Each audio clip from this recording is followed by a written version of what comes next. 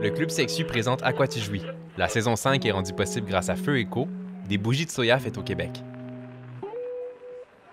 Si là, t'as pas eu mis de déo, il y a pas de jugement, tu sais, c'est comme on sait que les deux ont pu mutuellement, tu sais, comme, il y en a, là, qui se disaient ça, genre, ma blonde a pu, mais moi avec. Genre, il y a tout ça, genre, qui est vraiment Goals. drôle d'un autre côté, là, tu sais, il y a aussi de l'humour. Laima, je ne sais pas si tu te souviens quand Florence Larochelle, qui est journaliste chez Urbania, avait fait un reportage où elle avait été 1 mois sur l'aide sociale et elle avait documenté là, ce mois-là. J'avais trouvé ça tellement intéressant de la voir aller, puis avec beaucoup de sensibilité, puis à quel point elle disait que sa vie personnelle, ses relations avaient été amenuisées par la pauvreté. Ouais. Puis je me suis dit à ce moment-là, mais les personnes en situation d'itinérance, imagine leur intimité, à quel point elle doit être challengée à tous les jours. Puis c'est un peu de là qu'est venue l'idée de faire un épisode sexe itinérance. Ça a été un épisode tellement lumineux, finalement. Oui, peut-être plus que ce qu'on pensait. Ouais. Je pense que toi et moi, on avait peut-être l'idée que ça allait être un épisode un peu Ouais. déprimant, lourd, où on Ouais. allait parler de violences sexuelles, de drogue, d'ITSS, évidemment. On a parlé de tout ça. Évidemment, on a parlé de tout ça, mais on n'a pas parlé que de ça, en fait. Puis c'est vrai qu'on est sorti de l'épisode quand même avec, probablement avec quand même une dose d'espoir, mais Ouais. aussi un mood peut-être un petit peu plus léger puis lumineux que ce qu'on s'attendait à la Vraiment. base. Beaucoup d'histoires très colorées Oui, qu'on nous a racontées. Annie a tellement d'histoires. Annie Archambault, qui est intervenante de proximité, c'est vraiment quelqu'un de très coloré aussi. Puis ça donnait envie aussi de faire une différence puis d'aider un peu aussi. oui, vraiment. Puis moi, ce qui m'a marqué de la conversation aussi, c'est la façon dont nos deux invités, Annie et Philippe Benoît, se sont vraiment très bien complétés. Ouais. On avait à la fois le côté un petit peu plus terrain, puis le regard académique, Ouais. qui ont dialogué d'une façon super intéressante. Ouais, un regard académique, mais très sensible quand même. Oui, très vraiment. empathique. Ouais. Puis pour les gens qui ne connaîtraient pas ou qui ne suivraient pas Annie Archambault sur les réseaux sociaux, on vous invite vraiment à le faire. Ses pages s'appellent Sur le bord de la ligne. Elle fait de la sensibilisation sur les enjeux en lien avec l'itinérance et c'est vraiment du super contenu que je vous invite à aller explorer. Ouais, à découvrir. Et bon épisode.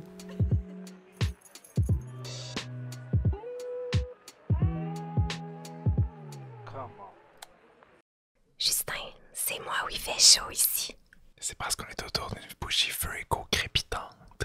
C'est le moment parfait pour te raconter une petite confession tirée de notre confessionnal web. Un peu comme un conte autour d'un feu de camp. J'espère que ça parle de plaisir solitaire. J'habite seule avec mon copain et je connais maintenant assez bien sa routine de plaisir solo. Lorsqu'il se couche après moi, il s'y adonne dans le salon et utilise 2 mouchoirs de papier qu'il jette dans la poubelle du salon. J'ai pris l'habitude, lorsque je me réveille avant lui, d'inspecter le contenu de la poubelle et je prends plaisir à mettre la main sur ces mouchoirs encore humides. Ça m'excite d'en sentir l'odeur. Femme, bisexuelle, 22 ans. J'adore ça. Merci Feu Eco d'accompagner nos moments de self-love. Des bougies faites à la main au Québec, avec des parfums pour tous les goûts et toutes les séances coquines. En plus, vous pouvez utiliser le code promo Club Sexu pour 10% de rabais. Maintenant, Justin, on s'ouvre la bougie. Parfait.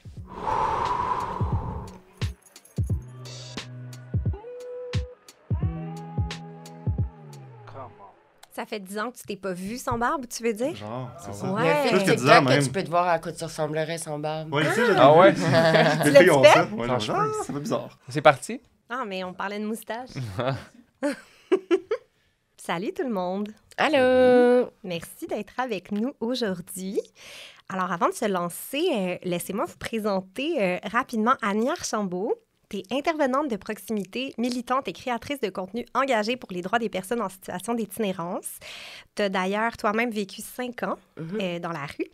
Et à travers tes comptes TikTok et Instagram, sur le bord de la ligne, tu fais de la sensibilisation et tu traites d'itinérance pour en déboulonner les mythes. Ouais.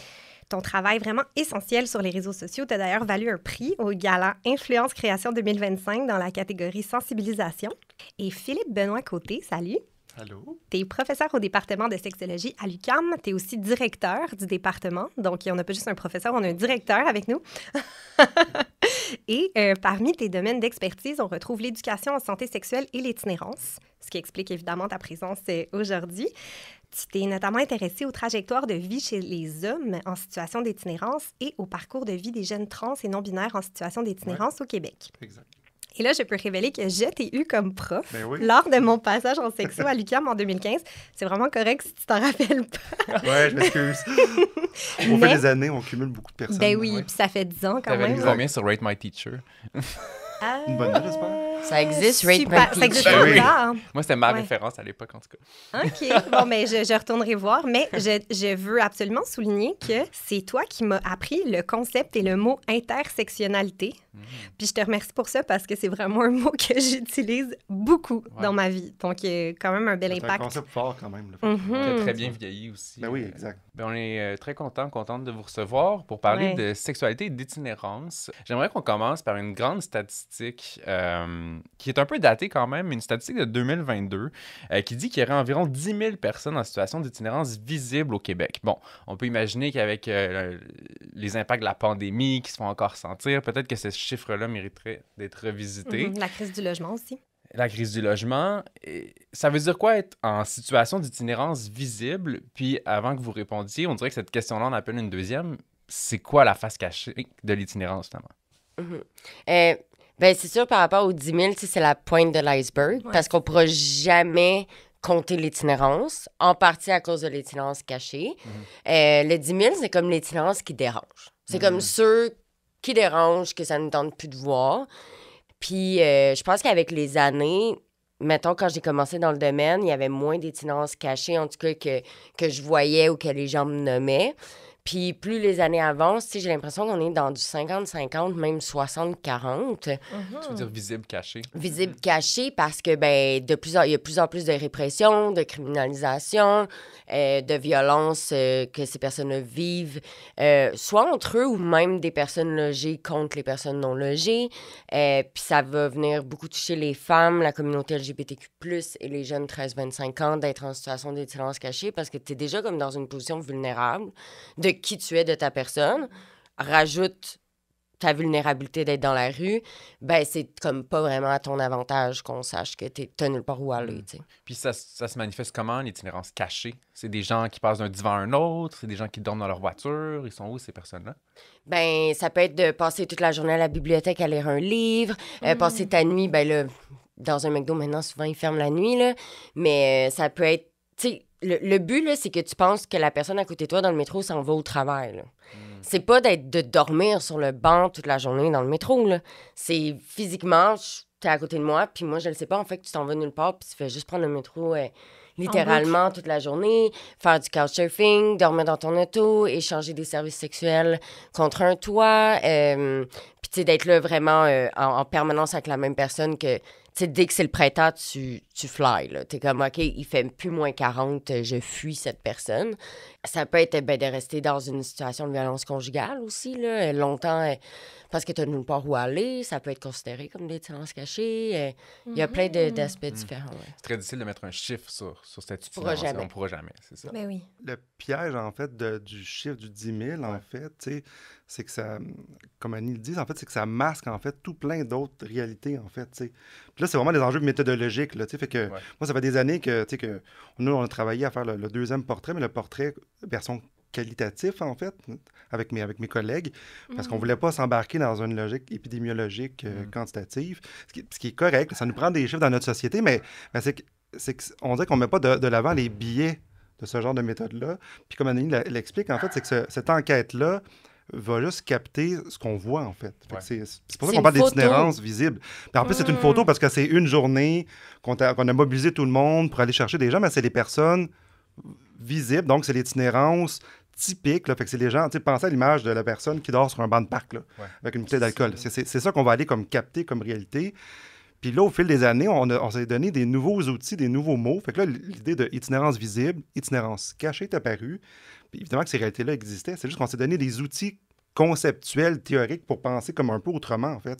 Puis tu sais, l'itinérance cachée, nous, dans notre étude, en fait, on s'est rendu compte que c'est une itinérance qui est comme organisée pour pas être dans l'espace public. Fait que, tu sais, les personnes font plein de stratégies, tout ce que Annie a nommé, là, pour pas être dans la rue, sur un banc de parc. Fait Fait que c'est sûr que ça peut pas être comptabilisé par ce genre d'enquête-là. Tu sais, que tu comptes les gens qui sont dans les organismes, tu comptes les gens qui sont directement couchés sur un banc de parc ou devant l'organisme ou assis sur un trottoir. Fait qu'il y a plein de biais derrière ça. Puis en plus que comme c'est juste une journée, c'est clair qu'on en manque tout plein. Fait que, À tu sais, l'heure le du 10 000, souper, ben, à l'heure exact. du souper, quand les gens, C'est ça. ils se Fait réorganisent que leur c'est sûr que journée. c'est pas 10 000. Tu sais, on en a... On sait pas combien qu'il y en a, mais c'est Mais- sûr qu'il y en a le triple, le quadruple de ça, tu sais, qu'on voit pas, qu'on n'arrive pas à comptabiliser. Juste à Montréal, ça donne minimum 15 000. Puis nous, Ben, on parle pour c'est 10 000 pour le sûr. Québec. Là. Puis je te parle Ok. minimum 15 000 à Montréal. OK, ouais. On se doutait que la statistique était Oui. probablement erronée. Là.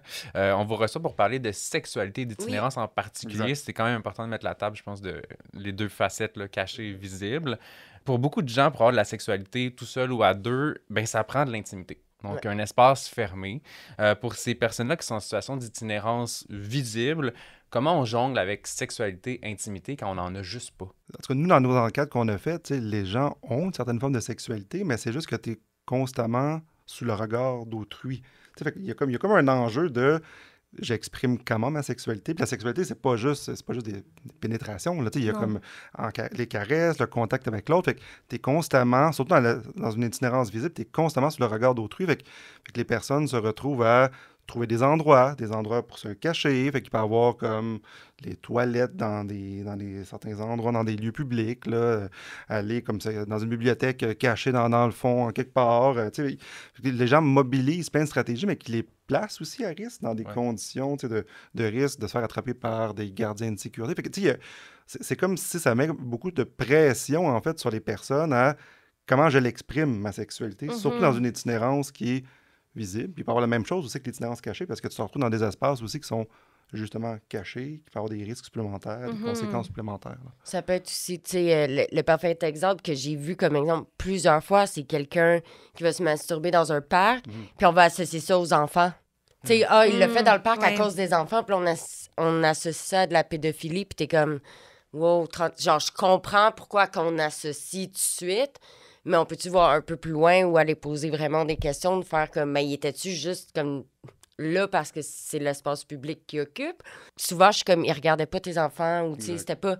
Après, je comprends le malaise, là. Quelqu'un qui voit ça ou qui vit ça, ben, il se sent aussi agressé, là. Tu sais, mettons que tu vois quelqu'un qui se masturbe que tu voulais pas voir, tu peux vivre ça comme une agression aussi, tu sais. Fait qu'il y a comme deux parties, mais après, c'est sûr que ça amène les gens à avoir des comportements plus à risque et de se faire arrêter et de se faire profiler ou de se faire mettre une étiquette qui est juste pas, tu sais. Puis, t'es arrivée, Annie, aujourd'hui, là, on enregistre, on est un petit Ouais. peu avant le week-end de la F1, là. Ouais. Aujourd'hui, au moment où je vous parle, tu nous disais qu'en ce moment, les campements sont démantelés. Puis en préparant l'épisode avec Justin, on réfléchissait à l'image de la tente. La tente, c'est quand même une forme d'espace. Exact, de maison, un espace qui est fermé. Est-ce que vous pensez que ça, c'est une des stratégies, justement, pour avoir de l'intimité avec soi-même, mais avec d'autres personnes aussi? Mais là, on peut parler des campements pendant 10 ans. C'est là, ça. mais, tu sais, les campements, c'est une maison. C'est... Pour eux, là, c'est sincèrement leur maison. Moi, en travail de rue, quand j'arrive à un campement, je dis toc, toc, toc. C'est Ah, Annie. ouais. Tu sais, je suis pas comme alors, je suis comme toc, toc, toc, c'est Annie. Tu sais, comme. Ben, c'est parce Tu que tu respectes respectes. l'intimité. Je respecte Exact. cette intimité-là, puis je suis comme, des fois, je dis ding-dong, tu sais, comme, c'est un peu, mais il faut vraiment que je les connaisse, là, tu sais. Je fais pas ça, Mais je non, on va dis flyer. elle. ding-dong. Mais tu sais, quand je connais la personne qui est là, je suis Ouais. comme, ding-dong, c'est Annie, tu sais, puis ça met aussi un sentiment de, c'est drôle, ça met un peu d'humour, puis Oui. on sait que c'est Annie qui va dire ding-dong, là, comme... Mais ça amène vraiment ce sentiment-là de maison de chez soi, puis d'avoir cette intimité-là, puis de pas être vu des regards. Tu sais, c'est comme si... Aussi, les gens, ils pensent vraiment que les gens de la rue, ils ont comme aucune vie, pas juste sexuelle, mais amoureuse, là. Ils pensent que, voyons, ça devrait pas être ta priorité, comme... Ou ça on l'imagine juste pas. Puis, tu sais, il y en a plein, là, des couples dans la rue, il y en a tellement. Il faut qu'ils vivent leur intimité en quelque part, tu sais. Puis l'amour, c'est un moteur aussi dans la vie, là, qui nous donne envie de se lever le matin et d'être la meilleure version de nous-mêmes. De survivre à deux aussi, ce qu'on est en train de Ouais. vivre, là. Ben oui, puis même pour les personnes qui sont pas en situation d'itinérance, à deux, c'est tellement plus facile de vivre, là, juste avec le coût de la vie et tout. Fait que je peux même pas imaginer. Puis, tu semblais faire une corrélation entre la F1 puis ce démantèlement-là. Mhm. Est-ce que tu penses que c'est une stratégie de la ville pour faire bonne figure? Ben, tu sais, ça, c'est depuis toujours, là. C'est pas cette année qu'ils se sont dit, on veut... Tu sais, à chaque semaine avant la F1, c'est là qu'on voit les premiers démantèlements, surtout proche des autoroutes, des voies comme aériennes, Près proche des de la regards, F1. ouais. Ouais, c'est ça. Tu sais, c'est des stratégies de nettoyage. Là. Tu sais, puis il y a Ouais. ça dans toutes les grandes villes dans le monde, Ouais. en fait. Là. Tu sais, c'est Pendant toute les l'idée- Olympiques, Ben oui, pendant exact. les... Dès qu'il y a des grands événements, des festivals, tu sais, puis c'est pas juste... Là, c'est des démantèlements de campements là, qui est question ici, mais en fait, l'idée, c'est de pousser les populations marginalisées, en fait, à l'extérieur des centres où ça va être un enjeu économique important, social. Fait que, tu sais, on veut pas qu'il y ait des gens qu'on considère non désirables, qui vont nuire à la crowd qui va être là, qui est les gens d'affaires, qui vont circuler, qui vont dépenser de l'argent dans des bars. Fait qu'on on repousse les gens, mais c'est horrible, tu sais, parce que les personnes, les campements, c'est un chez-soi. Là. Les gens c'est investissent ça. un lieu, un espace, ils se sont bricolés tu sais, un espace à LE. Mhm. Là, on les tasse, mais ils vont aller en quelque part d'autre. Là. C'est sûr qu'ils vont se retrouver ailleurs, tu sais, dans Ils d'autres disparaissent pas. espaces. Puis là, ils perdent comme du lien social, ils perdent tellement de choses. Ils peuvent perdre même tu sais, leurs amoureux sont des partenaires. Parce que là, tu vas où? Tu te réorganises où? De quelle façon? Ça se peut qu'il y en a un qui s'en aille ailleurs. Tu sais, fait que Tes intervenants, c'est d'une tu perds violence. ton filet social aussi Ben oui. d'intervenants. Là. C'est Ouais, une ouais, violence ouais. vraiment, tu sais, comme structurelle, mais c'est une violence interpersonnelle, vraiment, tu sais, profonde. Puis on dit tu sais, qu'on l'oublie, ça. On fait juste comme tasser le bobo, puis on dit, ben là, regarde, c'est dérangeant, là. Tu sais, ça dérange la rue, puis qu'on va les enlever, tu sais. On va rendre ça tout joli, mais... Ça vient à l'encontre des droits et libertés de la personne, Ben oui. premièrement, à la base. Puis deuxièmement, il y a plein de places au Canada que c'est illégal de démanteler. Là. Puis d'un point de vue, disons, social ou même sexologique, qu'est-ce que ça fait à une personne que son intimité soit constamment mise en péril Ben, tu sais, sur la Des sexualité? traumas. Puis- Exact, c'est comme- ça, exact. C'est des micro-traumas C'est des traumas. à tous les jours et des gros traumas aussi, là, mais que comme tes besoins de base ne soient jamais comblés ou remis en question ou déshumanisés à tous les jours. Puis après, t'es comme, je comprends pas pourquoi qu'elle veut, qu'elle comme est pas capable de s'organiser ou de... Tu sais, on dit beaucoup le « si tu veux, tu peux », qui est la phrase la plus ridicule en itinérance que j'ai jamais entendue de ma vie, là. Mais quelqu'un qui est comme en trauma perpétuel, genre 24/7, qui soit des micro-traumas, des plus gros traumas, puis après, t'es comme, je comprends vraiment pas pourquoi elle a pas appliqué au Tim Hortons. Tu sais, puis t'es comme... Qu'est-ce que tu veux dire? ouais, c'est ça. Puis, tu sais, dans la rue, je pense que c'est 98% des femmes qui nomment avoir vécu des traumas même avant la rue. Là. Ça, c'est sans compter les traumas qu'ils sont en train de vivre dans la rue. L'itinérance est très relié au trauma. Là. Vraiment, c'est interrelié. On est en train de juste empirer les choses. Là. Oui, Il y a c'est toute la ça. question aussi, la question de la stabilisation, en fait, tu sais, parce que, tu sais, l'itinérance, c'est, oui, pas avoir de domicile fixe permanent, être désaffilié aussi socialement, mais d'être constamment amené à défaire des espaces, des lieux dans lesquels que tu t'investis, ça génère encore plus d'instabilité, tu sais, puis là, on est comme, mais là, justement, tu sais, comme, prends-toi en charge, tu sais, là, va appliquer sur une job, va te trouver un logement, tu sais, comme, tu me déstabilises continuellement, puis tu me déstabilises relationnellement avec mes partenaires, dans mon espace de vie, puis là, tu me demandes en plus qu'il faut que, c'est ma faute, parce que je suis en situation d'itinérance, puis là, il faut que je me mobilise, puis je m'organise, mais tu me donnes pas de moyens pour me stabiliser, tu sais, fait C'est que, ben, ça. Ça, forcément, c'est des traumas, tout un tas de stress sur des gens. Puis on entend souvent que le pire ennemi de la sexualité, c'est le stress. On entend souvent ça. Donc, est-ce que tous ces stress-là accumulés, ça prive les gens de se laisser aller dans une sexualité? Est-ce que ça peut être un genre d'impact négatif? ben, c'est sûr, tu sais, Ouais. c'est comme un... tu sais, l'itinérance en soi, ça reste un événement... Tu sais, c'est une situation de vie qui est hyper stressante, tu sais, menaçante de par justement de l'instabilité. Tu es souvent en mode survie, il faut que C'est tu ça. t'organises. Tu sais, des fois, c'est comme, bon, je sais même pas ce que je vais manger comme plus tard dans une couple d'heures, j'en ai aucune idée. Tu sais.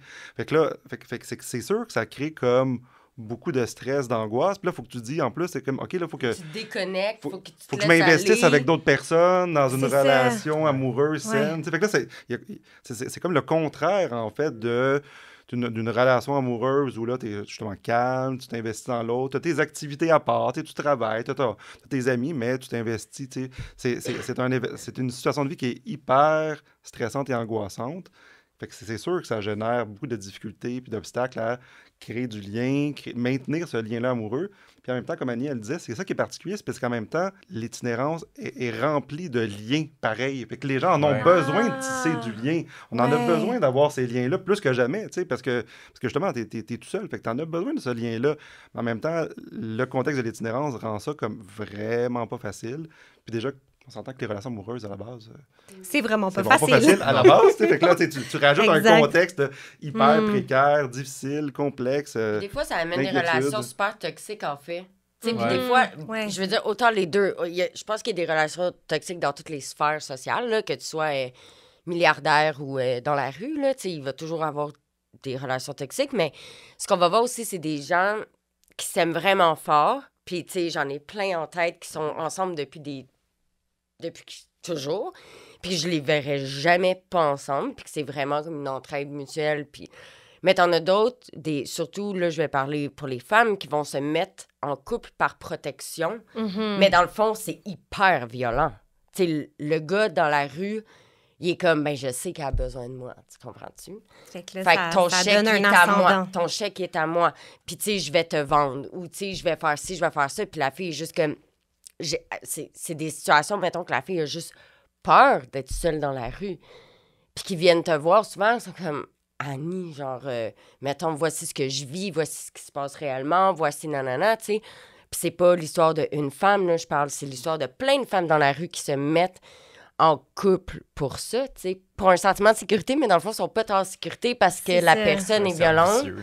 Mais tu sais, on dirait que c'est, mettons, toi contre un homme ou toi contre 1000 hommes dans la rue. Tu comprends? C'est comme tu te défends. Parce que lui, il va te défendre. Lui, il va te dire aux autres, c'est à moi. Tu touches pas. Fait qu'il y a toute cette toxicité-là aussi, tu sais, mais c'est comme pas tant un choix. Mais mettons là, que j'y donne à cette fille-là un logement à 25 % avec une stabilité résidentielle, puis tout, puis j'ai dit, veux-tu être avec? La réponse, c'est non. Tu sais, la réponse, c'est... Ouais. Oui, exact. Puis c'est sûr qu'en tout cas, on pensait en parler plus tard, mais comme tu le mentionnes, c'est sûr que c'est difficile de penser à l'itinérance sans penser un peu au travail du sexe ou en tout cas marchander la sexualité pour accéder à un peu une meilleure vie. Ouais. Est-ce que c'est quelque chose que vous remarquez beaucoup? Ben, je pense que c'est la majorité du... Tu sais, c'est quelque chose que j'essaie de dire haut et fort, mais je trouve qu'il y a le travail du sexe qu'on voit à la télé, là, très le pimp, blabla. Là. Après, t'as les travailleurs du sexe épanouis, puis qui ils vont venir explorer leur sexualité, justement, aussi à travers le travail du sexe. Ouais. Mais dans la rue, c'est pas juste les femmes qui vont faire du travail du sexe, c'est les jeunes hommes, beaucoup, beaucoup. Mais je pense les jeunes hommes plus que les jeunes femmes. En tout cas, que je remarque.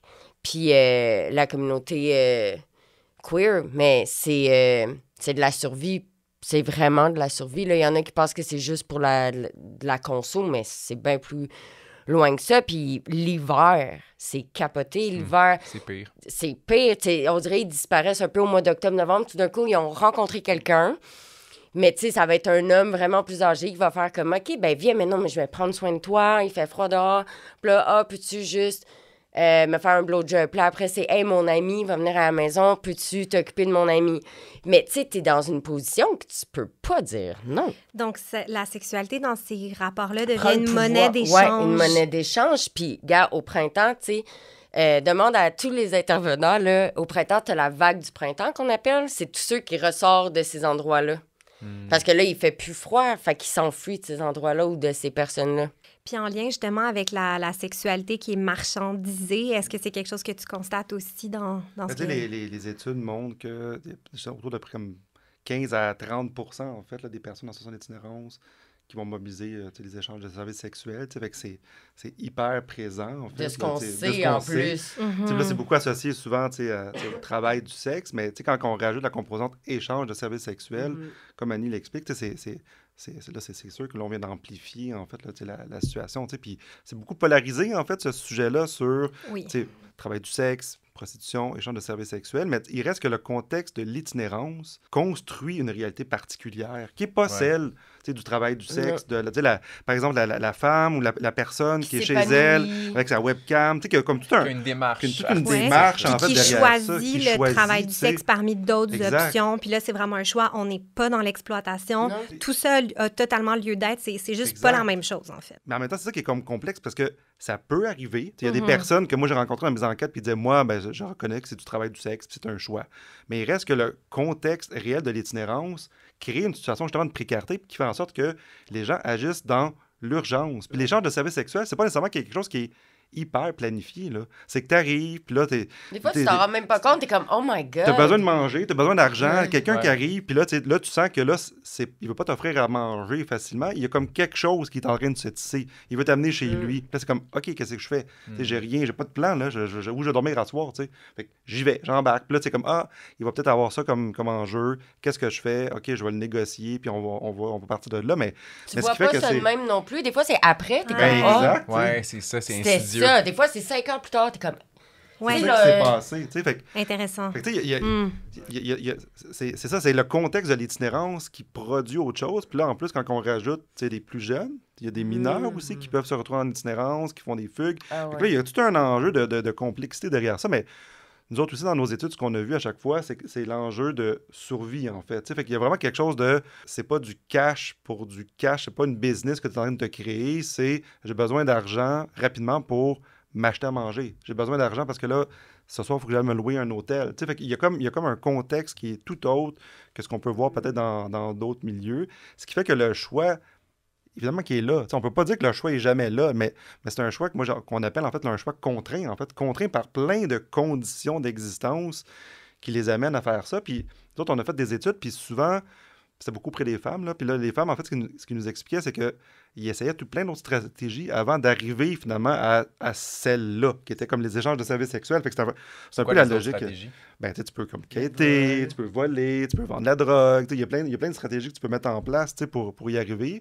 Tu peux faire du squeegee, tu sais, si tu as les outils puis si tu as la gang avec toi. Mais ce qui fait en sorte que souvent, ils essayent plein de trucs, puis tranquillement, oups, ça débouche vers ça, puis là, c'est ça que ça va être, puis c'est comme ça que ça va fonctionner, tu sais. Je pense que les gens réalisent pas à quel point ça coûte cher être dans la rue. Ça coûte tellement cher être dans la rue. Il faut que tu manges juste du resto, faire ton Exact. lavage, Ben oui. payer une chambre d'hôtel s'il fait trop froid. Plus t'es pauvre, plus c'est cher. Mais oui, c'est ça. Il y a cette phrase, des fois, qu'on entend, ça coûte cher être pauvre, en fait. Ouais. Là. Ça s'applique bien. Ouais, tu sais, ton Parce que tu peux pas chèque, là, planifier. mettons, de 700, là, bang, il est parti vite, là. Exact. Puis cet enjeu-là, ça coûte cher. C'est comme un enjeu économique. Puis comme Nani disait, tu sais, les échanges de services sexuels en contexte d'itinérance, ça introduit des rapports de pouvoir Ouais. Ouais. constamment. Tu sais. Ah ouais. La personne qui se retrouve à tu sais, échanger sa sexualité pour avoir accès à des biens, c'est sûr qu'elle est comme pas la personne la plus privilégiée qui a le plus de pouvoir. Fait que c'est sûr que en quelque part, elle va se faire avoir, elle va se faire léser. Fait qu'il peut y avoir des enjeux de violence, dépassement des limites. Il y a des prédateurs qui aiment que c'est leur... C'est ça qu'ils font, là, tu sais. Ah Quand ouais. moi, j'étais dans la rue, Tu il y veux avait un négocier le gars- préservatif puis t'es pas capable Ah oui. parce que là, ben là, finalement, la personne, elle insiste pour pas le prendre. Ben, OK, tu le prendras pas, le préservatif. tu sais. Fait que, tu sais, il y a comme plein d'enjeux de rapport de pouvoir qui fait que t'en as pas beaucoup, en fait, de marge de manœuvre, en fait. Là. Je peux-tu faire un Ouais, lien vas-y. rapide avec ce que tu as dit, tu sais?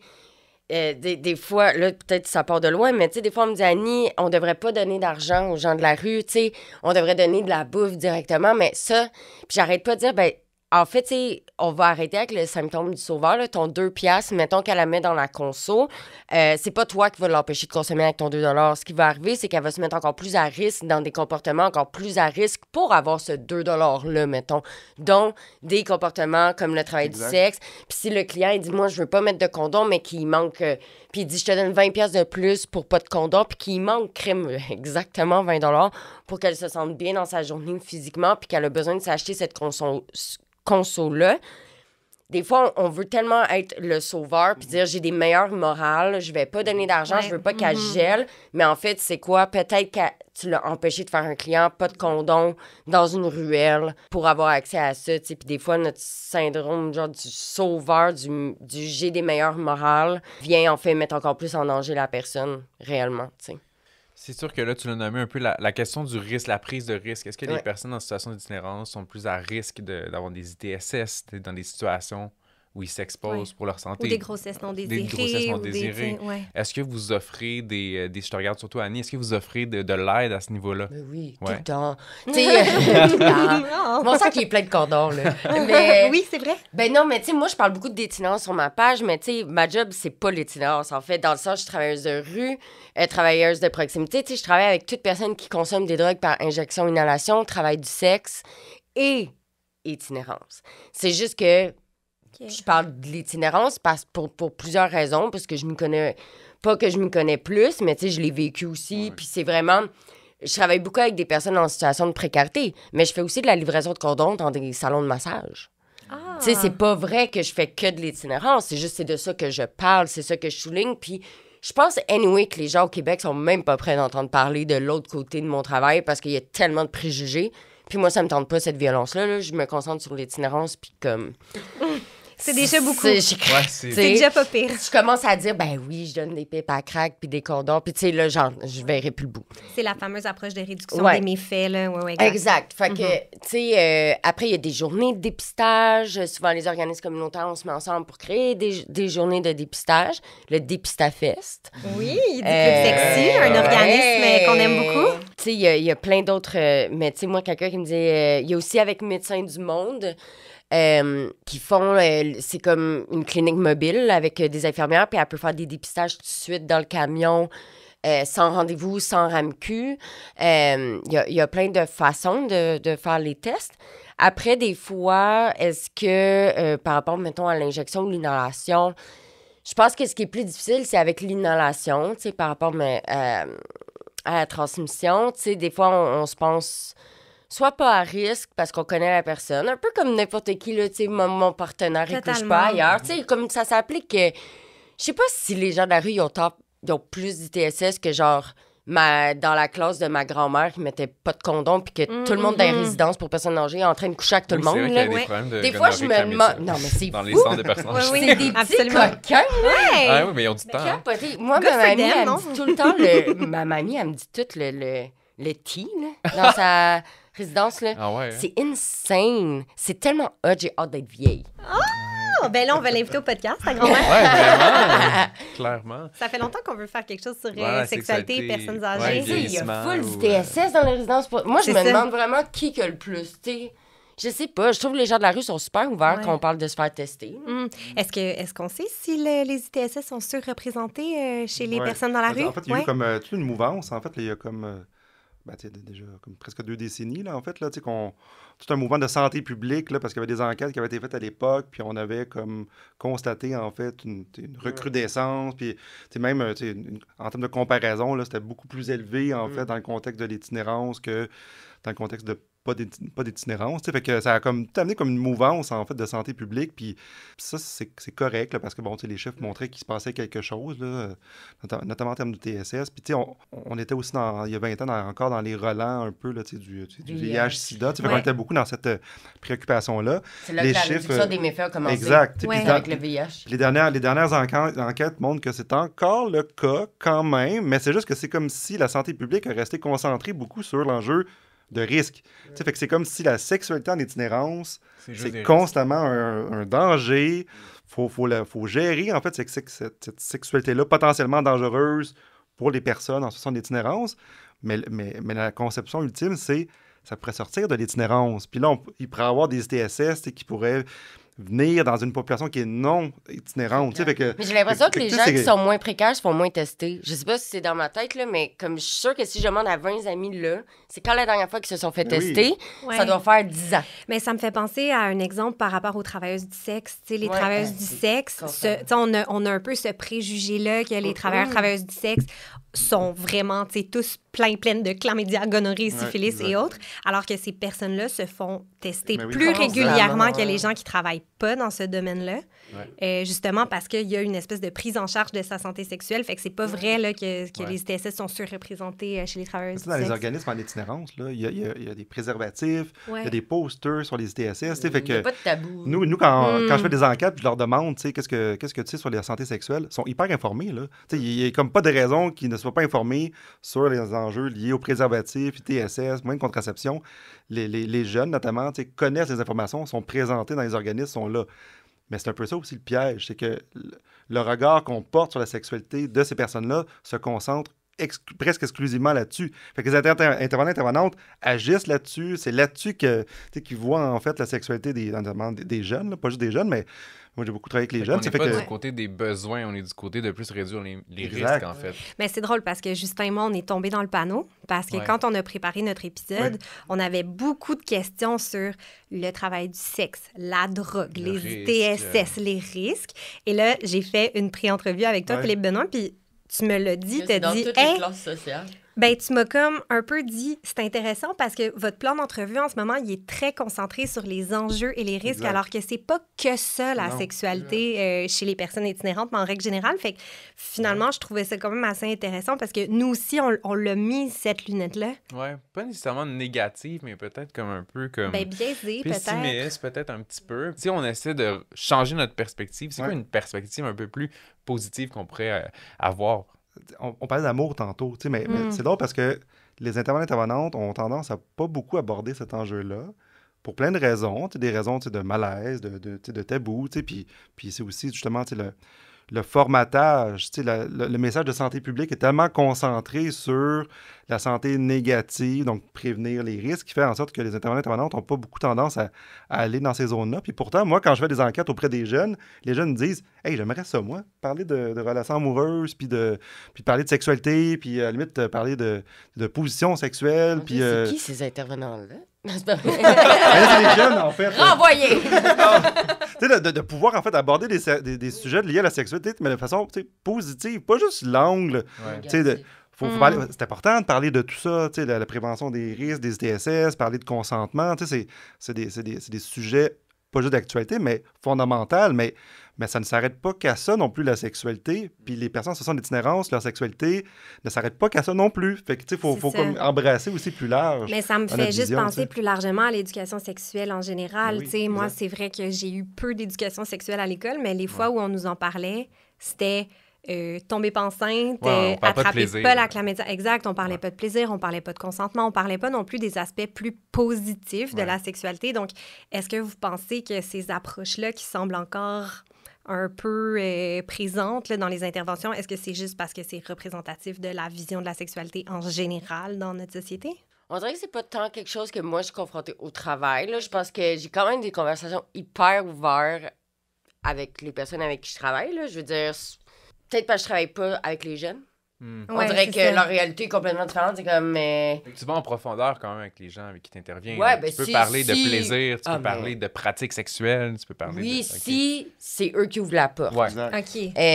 Mais tu sais, des fois, c'est niaiseux, mais mettons que je donne un kit à crack, là, genre des pipes à crack. Moi, tu sais, dans nos kits, il y a toujours 2 condoms qui viennent avec. Puis tu sais, des fois, les gens, c'est comme, Annie, pas besoin des condoms. Je suis comme, je te donne pareil. Tu comprends-tu? Ça vient avec. Ouais. C'est comme un 2 en 1. Puis là, des fois, ça ouvre la conversation, tu sais. Ou des fois, tu te rends compte même en intervention que les gens, ils savent même pas les différentes sortes de condoms, ils servent à quoi, en fait. Ou genre, est-ce que le condom large, c'est pas genre une affaire d'ego de dire « Hey, Annie, donne-moi des larges. » Puis t'es comme, t'as-tu tant besoin d'un large? Ou c'est une question d'ego pour genre impressionner, pour dire « Hey, Annie, donne-moi des larges. » Tu sais. Puis là, il y a ça aussi, là. Il y a toute cette... C'est plus des conversations de même que j'ai que question de plaisir, parce que j'ai jamais vraiment une femme, je mets les femmes, là, mais qui est venue me voir en disant hey, « Annie, hier, là, je me suis vraiment laissée aller, ça m'a fait du bien, des choses comme ça. » Tu sais, je pense qu'ils sont tellement dans leur survie que... C'est des moments rares, puis après, peut-être qu'ils veulent juste les garder pour eux, ce petit moment-là qu'ils ont eu d'intimité avec quelqu'un, puis que ça s'est bien passé, puis que c'était positif, puis que c'était rare. Puis, est-ce qu'on a une fausse croyance comme quoi avoir du bon sexe, c'est du luxe? C'est un luxe? Oui. Ouais? Je pense que oui, c'est un luxe. C'est un luxe d'avoir du bon sexe? Quand on est que en ça situation d'itinérance, c'est un luxe d'avoir dans du la bon sexe. vie, pas juste quand t'es dans la rue, là, excuse-moi. Non, là. mais c'est vrai, tu fais bien de me reprendre. Je suis comme, laisse-moi regarder ma vie. Depuis la première fois que j'ai baisé, c'est un luxe, OK? Et pourtant, l'intimité, c'est tellement fondamental comme pour oui, se découvrir, se construire, mais c'est pas un besoin de base, j'imagine, versus se loger, se nourrir. Ben, je pense que, mettons... on parle de sexualité. Moi, puis là, je parle pour moi. Moi, j'ai aucun plaisir d'avoir un one night. J'ai aucun plaisir de pas connaître la personne. Je suis très difficile à m'ouvrir aussi, puis à me laisser aller, puis me sentir en sécurité avec la personne. Fait que pour moi, c'est un luxe. Tu pour moi, c'est un luxe de dire je fais assez confiance à la personne ou, tu sais, il y a tout cet aspect-là qui, pour moi, est un luxe. Sincèrement, faudrait que tu me payes cher en maudit pour avoir un one night aujourd'hui. Ça me tente pas pantoute, là. Ouais. Fait que Je suis pareil pour comme la personne de la rue, ça peut être l'équivalent de dire est-ce que ce gars-là, il m'aime vraiment ou il essaye d'abuser de moi? Tu sais, t'as tout ça dans ta tête, là. C'est vrai. T'as c'est tout vrai. ça. Moi, la Méfiance, première un fois peu. que j'ai eu une relation sexuelle en sortant de la rue, ça m'avait pris tellement de temps, puis c'était quelqu'un de confiance que je connaissais du secondaire. Ouais. J'étais comme, je vais débloquer ça avec lui parce que, genre, je le connais depuis tellement longtemps que, genre, il y a cette... C'est quoi les traumas ou les échos? T'avais l'impression que c'était encore du marchandisage? C'est ça? Marchandisation, genre. La marchandisation, t'étais méfiante de comme... Ben, tu sais, j'avais eu beaucoup de traumas aussi pendant que j'étais dans la rue. Puis, tu sais, il y avait eu aussi du travail du sexe par survie. Fait que pour moi, tu sais, encore aujourd'hui, des années plus tard, moi, un inconnu ne m'intéresse pas du tout. Genre, pour moi, c'est un trauma, c'est marqué dans ma tête, c'est comme ça. Puis, je suis bien de même. De toute façon, je me respecte dans mes trucs. Après, je dis pas que j'ai jamais après eu de relation sexuelle, mais ça a toujours été avec quelqu'un de confiance que je connais minimum là, depuis un bout. Genre, ça arrive pas aux premières dates. Puis si un jour je me débloque là-dessus, peut-être, tant mieux. Mais je suis pas à l'aise. Je vais toujours associer ça à de la survie, c'est comme marqué dans ma tête. Mhm. C'est intéressant ça, parce que en fait, nous, ce qu'on a vu, c'est que sur la question de l'amour, entre autres, puis les relations intimes, en contexte d'itinérance, il y a beaucoup de méfiance. En fait, il y a tant... La survie impose un contexte où tu doutes constamment des autres, parce que la survie, c'est ta survie personnelle à toi. C'est pas la survie d'un groupe, c'est la survie personnelle. Fait que ce qui fait en sorte que tu es tout le temps dans une logique où est-ce que l'autre va me trahir, est-ce que l'autre va me voler, est-ce que l'autre va me faire du mal, tu sais. Fait que l'idée de confiance, méfiance, ça, on le voit beaucoup, en fait, dans les entrevues qu'on fait. Puis c'est un moteur, en fait, où les gens ont besoin quand même de créer du lien, mais en même temps, il y a comme un doute constant de « ils vont-tu me trahir à un moment donné? Va-tu se passer quelque chose? » qui fait en sorte que, ben des fois, les relations, tu sais, s'auto-sabotent ou ça dure pas longtemps parce que là, on est dans une logique un peu, tu sais, de méfiance. Fait que cet enjeu-là de confiance, méfiance, c'est des traumas, mais c'est le contexte aussi de l'itinérance qui génère, en fait, ou qui amplifie, en fait, ces tensions-là. Là. Puis de m'ouvrir à la personne, genre, pas juste mon corps, mais comme, pour moi, d'avoir une connexion, c'est d'être vulnérable. C'est ça. Ouais, ben Fait oui, que c'est genre une Exact. espèce de coquille qui reste en moi. Puis peut-être qu'un jour, ça sera plus là, puis comme... Mais je suis bien avec ma coquille. Tu sais, moi, là, quand je tombe célibataire, tu me verras pas sur Tinder ou Hinge. Il me faut une date ou genre... Je déteste ça. Moi, je me dis, je vais trouver l'amour de ma vie, genre, en faisant mon épicerie. Ah oui! Comme ça. À l'épicerie, tout le monde est ses nerfs. Tout est tellement cher. C'est la survie, on se voit. Ah ouais, On va pour l'épicerie, les c'est la produits. Hey, survie. le beurre, Ouais. 3 piastres. Mhm. Mais non, mais il y avait un IGA qui faisait des dates, hein, selon le panier. C'est vrai, Ah j'ai vu ça. ouais? Ouais. J'ai jamais vu ça. Ouais, ça... Hey, Intéressant. j'avais du fun. Ah, ben là, on le refait. On le refait. OK, on prend des Qu'est-ce qu'on notes. mange pour souper? Mais donc, tu as quand même évoqué tout à l'heure, Ouais. il y a des gens qui sont en couple dans la rue, qui s'aiment et qui sont un peu comme une équipe. Ça existe, Oui, ça? mais vraiment. Puis Ouais. des fois, c'est vraiment beau à voir. Comme des fois, tu apprends aussi de relations parce que, tu sais, c'est difficile. Puis même le pardon, tu sais, mettons, à une autre job que j'avais en intervention aussi, là, il y avait un couple, puis c'était tellement drôle, mais drôle, genre, un jour, c'était comme... Elle m'a volé mon téléphone! Parce que, tu sais, je sais pas, elle voulait faire de coups. C'est pas de mes collines d'affaires de pourquoi elle a volé le téléphone, mais mettons, Annie, là, elle m'a volé mon téléphone, puis tu sais, là, c'est fini avec elle, là. Puis le lendemain, ils sont comme, mais tu sais, je comprends pourquoi elle m'a volé le téléphone. Tu sais, elle avait faim, puis moi, je dormais, puis j'étais pas là. Puis tu sais, il y a comme toute cette espèce d'aspect-là du pardon, mais de la survie. Puis comme d'apprendre que des fois, genre, ben, ça vaut du temps la peine de laisser la personne que t'aimes parce qu'elle a eu un... Après, il y a des comportements pas pardonnables, tu sais, quand il y a de la violence physique ou, tu sais, des affaires de même. Puis encore là, je pense qu'en survie, tu sais, des fois, t'en laisses passer parce que la personne vit des choses. Mais j'ai vu des affaires, là, mais des moments tellement beaux, tu sais. J'ai vu des personnes se marier, mais tu sais, ils se mariaient pas pour vrai, on s'entend dessus, mais tu sais, comme... Une cérémonie. Tu sais, là, Annie, tu sais, je me suis déjà fait inviter à un mariage, là. Tu sais, Ah comme... ouais, ça ressemble à quoi? Ouais. Ben, ils se sont donné des fleurs, ils se sont dit à quel point ils s'aimaient. C'est beau. Puis c'était comme, fini. Tu sais, Wow. comme... Tu sais, il y a tout cet aspect-là d'amour inconditionnel. Il doit y avoir des bons moments. Là. Tu sais, supposons que tu as une Oui. bonne run. Là. Il a fait beau toute la semaine. Vous avez eu assez d'argent pour manger. Ouais. Vous vous aimez. C'est l'été. Ouais. Les parcs sont beaux. Ouais. Il y a peut-être des On s'aime. petits glimpses de Oui, puis si de l'autre n'a pas bonheur. mis de déo, il n'y a pas de jugement, tu sais, c'est comme on sait que les deux ont pu mutuellement, tu sais, comme, il y en a, là, qui se disaient ça, genre, ma blonde a pu, mais moi avec. Tu sais, comme, genre, il y a tout ça, On est genre, ensemble, qui est là. vraiment Rose. drôle d'un autre côté, là, Ouais, tu sais, ouais, il y a aussi de l'humour. Ouais. Hey, les gens de la rue, ils ont un humour, là. C'est pour ça, tu sais, quand je fais ding-dong, autant il y en a qui feraient « Oh my God, Annie fait ding-dong quand elle arrive à une tente. » Mais c'est hilarant, là. Tu sais, il rit, là, t'es comme « Ah, c'est Annie. » Tu sais, genre, faut aussi comme dépogner ça, Ouais. là, Ben, un peu. humaniser aussi, finalement. Ouais. Parce que, tu sais, ces gens-là ont le droit de rire, ont envie de rire, Ouais. ont envie de fêter un mariage, peut-être. Mais oui, Ben puis ouais. peut-être que l'amour puis les rapprochements, c'est vecteur d'espoir aussi. Ça je sais aide pas un ce que vous en peu pensez. le cœur, tu sais. Oui, c'est ça, exact. Comme absolument tous les humains, en fait, là, tout le monde, Ben oui, tu sais, exact. en situation d'itinérance ou non, on a besoin de ça. Tu sais, tu parlais de connexion. Exact. Mais tu sais, il y a plein d'affaires là, sur la question de l'amour. Tu sais, il y a le lien à autrui pour l'entraide. Tu sais, fait que, tu sais, il y a plein de relations, nous, qu'on a captées, puis c'était vraiment une logique, c'est un team, là, tu sais, c'est une équipe.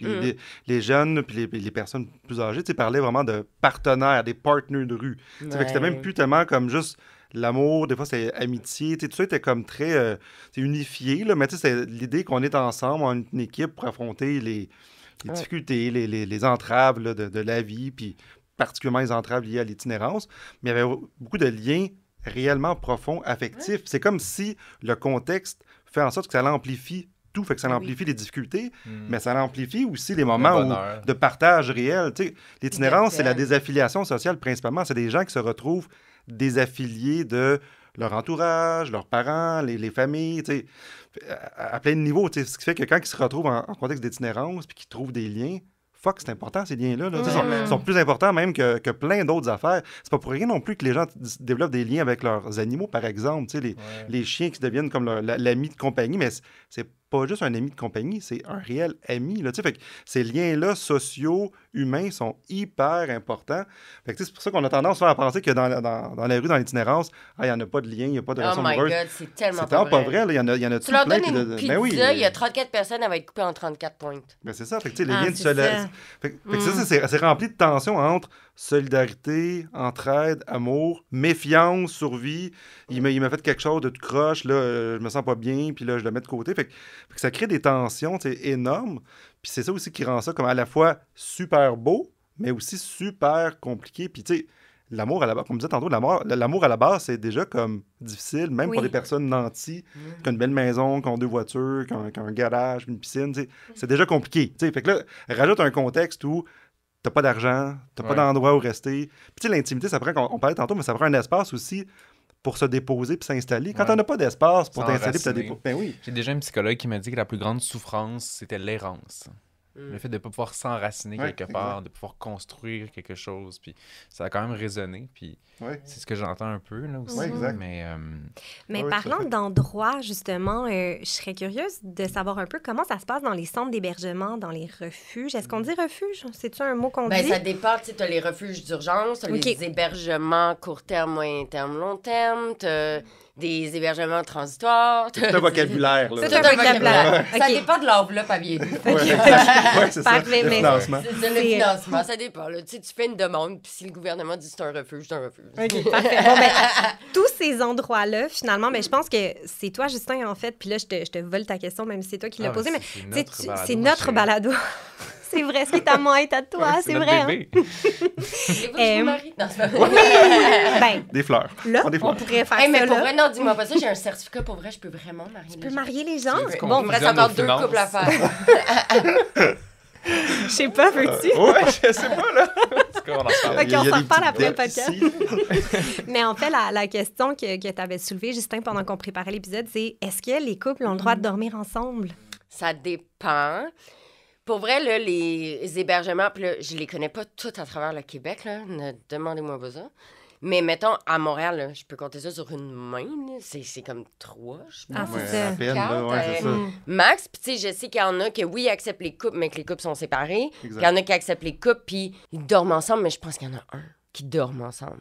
Je suis pas certaine, mais je pense qu'il y en a juste un. Puis la logique, c'est quoi? C'est d'éviter. Ben, je pense des que c'est dérapes, manque de place, puis ouais. manque de... Mais tu sais, sans dire quoi, mais tu sais, je sais qu'en ce moment, il y a un projet qui se développe où les couples vont être acceptés à dormir ensemble. Puis là, tu sais, ce qui se passe entre eux, dans leur intimité, ça se passe entre eux. Je pense que niveau intimité, que ce soit un rapport sexuel, masturbation, whatever, ça dépend aussi l'hébergement ou le refuge, comment il est fait. Fait que mettons là, que tu as 2 personnes par chambre. On s'entend que si la personne se masturbe à côté de toi, la personne peut voir ça comme ça peut être agressant à vivre. Fait que là, ça va être des ressources qui vont dire 0 comportement sexuel. En tout cas, dans les zones publiques de l'hébergement ou dans ta chambre, vu qu'il y a une autre personne. Fait que là, ça va se passer plus dans les salles de bain quand les personnes prennent leur douche, whatever. Ouais. T'as des refuges que, d'urgence, il n'y a même pas de porte, il n'y a pas de mur. C'est juste plein de lits partout. C'est des dortoirs. Fait que là, on s'entend dessus que... Puis même, pas juste la personne à côté de toi, mais l'intervenant qui va faire un round, ça y tente dessus. Moi, à un moment donné, je me suis là... Sincèrement, là, j'étais habituée de voir des fesses, là, comme à un moment donné, genre... Je suis comme, lève tes pants, man. C'est genre... Ding dong. Ding dong. Ding dong. J'en ai vu des pénis puis des fesses sans faire exprès, tu sais. Là, je suis juste comme désensibilisée, mais tu sais, peut-être que ma collègue voit ça comme une agression puis c'est legit. Si elle se sent que c'est une agression, elle se sent que c'est ça. Moi, personnellement, je suis comme... C'est comme... Ouais. Been there, done that. Ouais. Mais... Rien que j'ai pas déjà vu. C'est ça, tu sais. Fait que... Ce qui est tough, c'est qu'il y a des personnes, mettons, qui vont se faire barrer, tu sais, de services pour avoir eu des comportements qu'on va mettre comme inacceptables. Mais tu sais, il faut voir est-ce qu'ils ont un espace. Fait que tu sais, c'est tellement complexe. C'est complexe parce qu'on peut comprendre en même temps, tu sais, un couple, je sais pas, très hypothétiquement, ça fait 3 semaines qu'ils sont dehors. Tu sais, ils ont pas eu d'intimité à l'intérieur. Là, tout d'un coup, ils ont une place en refuge. On peut comprendre ces gens-là de se dire, hey, là, tout d'un coup, on a un petit peu d'intimité, ça serait le fun d'en profiter, mais en même temps, ça peut se retourner contre eux. C'est touché, Exact. tout ça. Mais en fait, la façon que c'est abordé dans les ressources, c'est beaucoup de l'argumentaire de la sécurité, en fait, qui revient à chaque fois. Fait que, par crainte de violence, puis en même temps, on comprend parce qu'il peut y en avoir de la violence. C'est documenté qu'il y a de la violence dans le contexte de l'itinérance. Mais ça devient comme l'argumentaire pour appliquer comme une norme, comme standardisée, c'est on n'en a pas de sexualité, mais on ne veut pas la gérer, cette sexualité-là, parce que ça va être une sexualité difficile, qui va amener de la violence, puis ça va être de l'exploitation sexuelle. Fait que ce qui fait en sorte qu'on, plus souvent qu'autrement, là, on l'écarte complètement. Ça, c'est sans compter que souvent, des organismes qui sont comme non mixtes, donc c'est comme soit homme, soit femme. Fait que là, quand dans un couple hétérosexuel, tu peux pas dormir avec ton conjoint, ta conjointe, une personne non-binaire. Fait qu'il y a comme plein d'enjeux derrière ça. Mais c'est beaucoup l'argumentaire de la sécurité, mais encore là, ça revient un peu à la vision que j'expliquais tantôt. C'est comme si on pense sexualité, itinérance, avec une vision négative. Puis moi, ça fait longtemps que j'en parle de ça dans les conférences, dans les cours, peu importe où je me retrouve. Je suis comme, faut repenser, faut donner des espaces à ces personnes-là. Il faut repenser, en fait, les organismes pour offrir des espaces. Parce que c'est comme si c'était traité comme la sexualité, c'est mal, c'est secondaire. Ce qui est important, là, c'est faut te sortir de l'itinérance. On ne sait pas trop ce que ça veut dire quoi, mais faut te sortir de l'itinérance. Fait qu'il faut mettre en place un plan d'intervention. Fait qu'il faut arrêter de consommer. Fait que la sexualité est vue comme secondaire ou sinon, c'est vu comme quelque chose de dangereux. Fait qu'arrête de faire du travail du sexe, là, puis là, commence à te trouver une vraie job. Il y a toute une logique de sécurisation, d'exploitation, un peu de morale, en fait, derrière ça. Mais si on l'inverse, en fait... C'est quoi que la personne veut? On peut-tu partir de... Mais c'est ça, c'est simple. Si t'es en couple et tu as besoin d'un espace, pourquoi on peut pas le penser, cet espace-là? Puis un espace simple, puis le couple peut dormir ensemble, puis peut-être qu'il va y avoir des activités sexuelles, mais peut-être pas. Ils sont peut-être juste fucking brûlés, puis ils ont juste envie de dormir. Des caresses, des câlins. On peut-tu avoir un espace avec un lit, puis dormir ensemble, puis pas dormir dans un sleeping bag, puis c'est pas agréable, puis tout le temps la peur d'avoir comme un policier qui va venir te voir, tu sais. Mais on dirait que c'est comme si on est tout en train de mettre des petites miettes, il ne faut pas leur donner trop d'espace, ça pourrait être dangereux, fait qu'il faut investir autrement l'argent, tu sais. Ouais, puis on prête des intentions aussi de ce que j'entends, tu sais, peut-être que ces 2 personnes-là, ils ont comme le goût de faire ça parce que, tu sais, ils ont le goût de faire l'amour, en fait, puis là, tout d'un coup, là, c'est quoi? Est-ce qu'ils pourraient être accusés d'être exhibitionniste, d'avoir manqué de respect aux autres? C'est ça, c'est que ça doit comme pas être évident à démêler. Tu sais, mettons, dans l'hébergement où moi, je suis sur appel, ce qui est super, c'est parce que c'est une place long terme, fait que c'est beaucoup plus facile, mais tu sais, ils ont chacun la clé de leur chambre. Moi, ce qu'ils font dans leur chambre, tant que j'entends pas « Allez! » Tu sais, Exact. Je suis même pas au même étage que les chambres, tu sais. Fait que leur sexualité, ces femmes-là, D'après moi, en tout cas, elles le vivent. Mais c'est quand même... ça doit quand même être rare de tomber sur une chambre avec une porte, une clé. Oui, ben c'est ça. Moi, c'est le moi où je summum, travaille, je veux dire... Tu sais, j'avais déjà essayé de travailler dans un refuge d'urgence. Écoute, je peux pas, là. Tu sais, je veux dire, ça allait contre toutes mes valeurs de travailleuse de rue. Pas que c'est mal comme place, c'est juste que c'est tellement opposé et cadrant versus, mettons, là où je suis sur appel, il y a des règlements, of course, mais c'est tellement vivre et laisser vivre, puis tu sais, justement, La t'as la personne clé. est importante. En fait. La On personne, construit autour de la c'est personne. hyper humain, puis c'est comme, Exact. tu peux te faire manger quand t'as faim. Exact. Il y a Plus pas d'heure de repas. autonomisation. Oui, puis, puis ouais. tu sais, c'est comme, ils ont leur clé de leur chambre à elles. Moi, j'y vais pas tant que je suis pas inquiète ou qu'il y a vraiment pas de raison, là, puis il me faut une raison, là. Mhm. Fait que ce qu'elles vivent dans leur chambre, ça Exact. leur appartient. Puis est-ce que vous pensez qu'on peut avoir espoir que dans quelques années, la sexualité soit plus inclue, justement, dans l'intervention? Je sais que, Philippe Benoît, tu m'as même dit au téléphone que tu milites, en Oui, fait, mais pour ça fait ça. tellement longtemps que j'en parle, mais je sais pas. Moi, j'entends l'idée du projet, là, de justement d'inclure davantage les couples. Ça fait des années que j'entends ça. Tant mieux si ça se fait, mais je sais pas, j'ai l'impression que la perspective sécuritaire est tellement forte. Puis, il y a toute On une n'est pas mouvance rendu tu sais, là. autour du consentement. On n'arrive même pas à créer un organisme pour d'hébergement pour les personnes LGBTQ+. Tu sais, fait que Ouais. je vois mal comment on va On est aller. trop Mais, loin. ben c'est ça. Tant mieux si ça se fait. Moi, j'espère que ça se fasse, qu'on Ouais. repense, en fait. Tu sais, la même chose que pour les... là, on sort complètement d'itinérance, mais tu sais, les CHSLD, là, tu sais, à l'époque, là, on a comme réfléchi à des chambres, en fait, pour les personnes âgées, puis qui puissent dormir ensemble avec leurs partenaires, tu sais.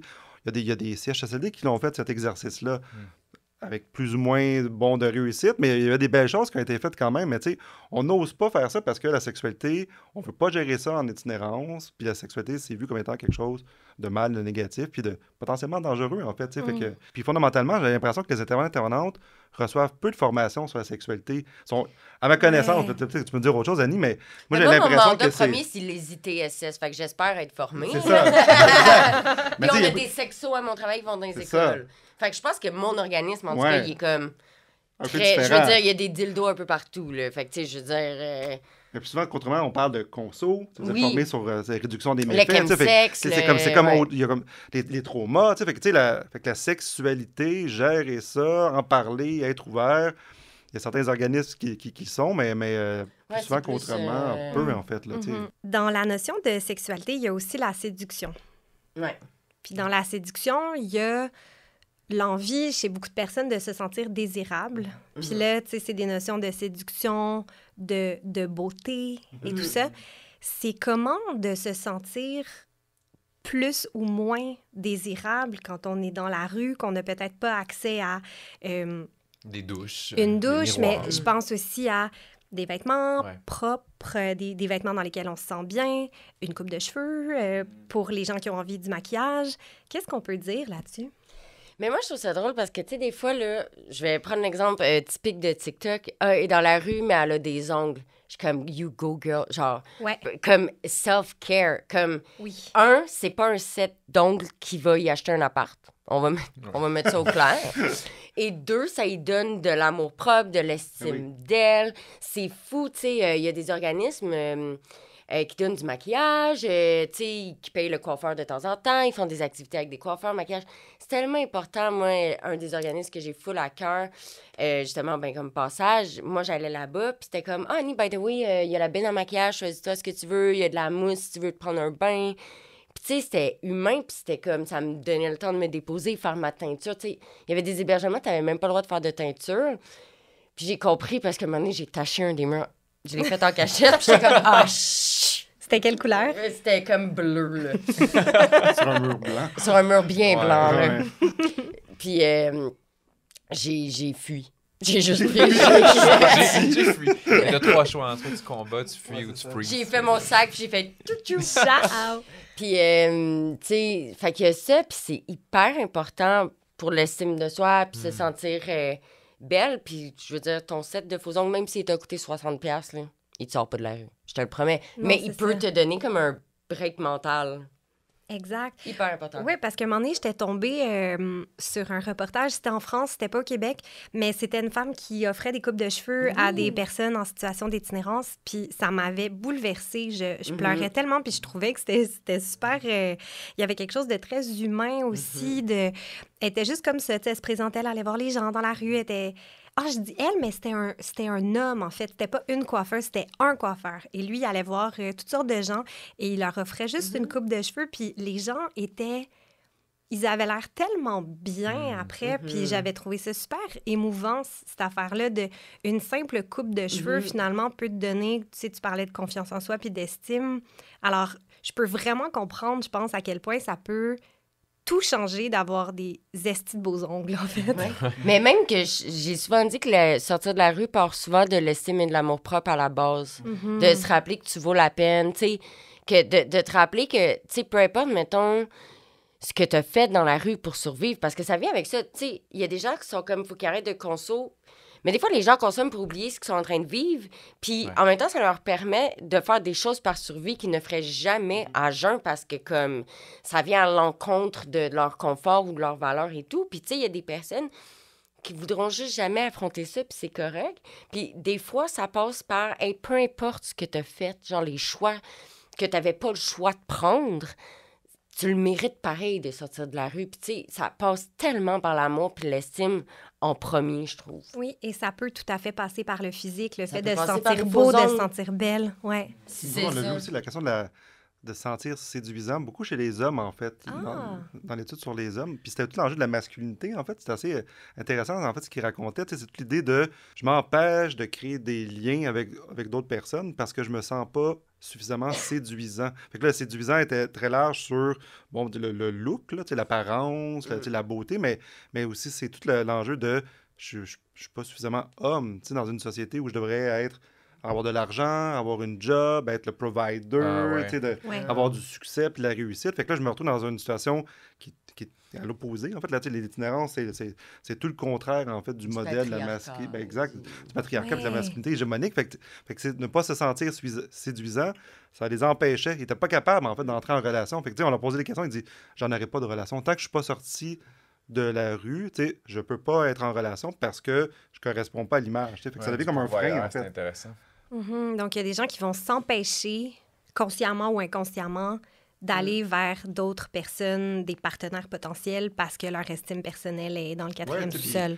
Puis ça peut devenir un moteur aussi, avoir des relations intimes, ça peut devenir un moteur aussi de amener plein de choses, de vouloir se prendre en main. Je ne sais pas trop ce que ça veut dire quoi, là, mais l'idée de peut-être retourner à l'école, de se mobiliser à se trouver un emploi, ça peut être plein de choses, ça peut être un élément déclencheur. Fait que la relation intime, on peut ne pas en avoir parce qu'on a peur d'entrer en relation puis de se montrer vulnérable, mais en même temps, le lien amoureux, pour certaines personnes, ça peut être un élément déclencheur, à changer de vie. Puis, Oui, parce que se voir positivement dans les yeux exact, de quelqu'un d'autre, c'est toujours quelque chose... toujours. Ça peut être quelque chose de très, très nourrissant c'est beau, pour des gens. Merci. C'est des choses très belles. Oui, c'est très joli. Vous êtes fin et fine. On interrompt la conversation principale quelques secondes, le temps de notre pause Café Limo, Justin. La pause Café Limo. Il y a quelques temps, j'ai eu la chance de parler avec Marie-Christine de Zap Café, qui est l'entreprise derrière Café Limo. Puis elle m'expliquait qu'à la base, les Cafés Limo, c'était une boisson qui était servie dans les cafés paquebots de manière saisonnière. Et les gens aimaient tellement ça et en redemandaient tellement à la fin de la saison qu'ils ont décidé de les mettre en canette à notre plus grand bonheur. Ben oui, c'est tellement addictif, là. Comme t'as le goût de la fraîcheur d'une limonade, puis le kick d'un café. Ouais. Puis t'as tout ça dans une canette. Fait que c'est complètement parfait. Ce qui est parfait aussi, c'est que vous pouvez utiliser le code CLUBSEXU10 pour 10% de rabais sur le site zabcafé.com. Tu as mentionné, Philippe Benoît, les communautés LGBTQ+. Ouais. Je sais que toi, c'est des choses que tu as particulièrement étudiées, les personnes trans, les personnes non-binaires. Qu'est-ce qu'on constate, en fait, qui toucherait plus spécifiquement les populations LGBTQ+? Ben, en fait, c'est qu'on se rend compte que c'est des personnes qui sont à la fois très invisibilisées, en fait, dans nos ressources, malheureusement. C'est comme si on les voit pas, fait qu'on a l'impression qu'il n'y en a pas, ce qui est complètement faux, là. En fait, là, on revient un peu à la logique de recensement de tantôt, là, les enquêtes qui sont faites nous montrent qu'il y a en fait une surreprésentation, notamment des jeunes LGBTQ+, dans le contexte de l'itinérance. Là, la question qu'on peut se poser, c'est si les intervenantes ne les voient pas, ça veut dire quoi, tu sais? Fait qu'ils sont où? Fait que ça peut vouloir dire qu'ils sont dans la Ça rue. veut-tu dire qu'ils ont des stratégies pour se Exact. cacher? OK. Ça peut être ça. Ou sont dans les ressources, ils n'en parlent pas. Tu sais, fait que là, ils font comme peut-être violence, de ne pas parler en fait de leurs enjeux. Fait que ça, c'est un des enjeux qu'on voit beaucoup, la question de l'invisibilisation. Puis ça amène toute la question aussi de comment on intervient auprès de ces populations-là. Ce qu'on voit, nous, dans nos travaux, c'est qu'il y a beaucoup de discrimination, de stigmatisation qui sont faites auprès de ces populations-là, à l'intérieur même des ressources. Là, fait que, on voit que la question de tantôt, on évoquait un peu les personnes non-binaires, là, mais quand on pense que des organismes qui sont hyper genrés en ce moment, hommes, femmes, les personnes non-binaires, elles vont où? T'sais? Il y a une discussion de plus en plus, je trouve, là, dans les hébergements. Oui, ça s'en vient. Ça commence, malheureusement. Exact. C'est comme trop peu, trop tard, mais ça commence. On l'aborde davantage. Oui, mais tu sais, je pense aussi que, en tout cas, mon expérience, c'est avant, moi, je faisais du jeunesse. Fait que pendant 3 ans, je faisais du jeunesse au centre-ville. Puis, tu sais, il y en avait beaucoup des jeunes queer que, tu sais, ils venaient de régions éloignées, puis ils ont tellement vécu de violence dû à ça, justement, que souvent, ils ont fui des milieux de vie qu'ils n'allaient pas être acceptés, que même ici, tu sais, il y a des jeunes, ça a pris, mettons, 1 an et demi avant qu'ils me disent « Ah, tu sais, je suis une personne trans parce qu'ils ne savaient même pas si moi, ben, pas moi, mais comme... Comment ça allait être reçu, en fait. Comment ça allait être reçu. Puis, tu sais, je me rappelle de quelqu'un qui était comme « Annie, je peux-tu avoir un tampon? » Puis, tu sais, c'est comme ça que j'ai su, tu sais. Puis j'étais comme, ben, premièrement, oui, absolument. Puis, je l'ai pas confronté là-dessus, j'ai rien dit. Puis, tu sais, après, elle dit, tu sais, Annie, je vais revenir quand je t'ai demandé un tampon. Tu sais, j'avais tellement peur que, genre, tu m'aimes plus. J'étais genre, je suis tellement désolée, en fait, que t'aies pensé ça de moi. Tu sais, comme jamais ça arriverait, mais dans le sens qui était comme, mais c'est pas toi, c'est juste, j'ai grandi là-dedans, tu sais. Fait que c'était pas personnel à moi, c'était personnel dans quoi qu'il avait grandi. Fait que, mettons, dans le recensement, est-ce que les gens disent si ils ou elles sont trans ou... Exact. C'est une autre question aussi à se poser. Méthodologiquement, il faut que la personne le dise, qu'elle se sente à l'aise de le dire.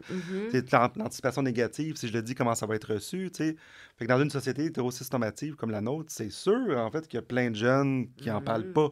Des jeunes trans. Oui, il y avait des questions, genre, dans cette affaire-là, de as-tu été avec la DPJ, as-tu vécu des traumas? Il y a des questions que même moi, je pose pas aux gens jusqu'à ce qu'ils m'en parlent.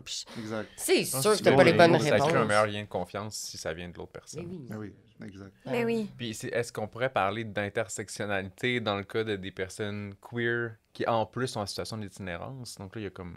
Est-ce que j'ai bien appliqué le terme que tu as appris en 2015? Oui.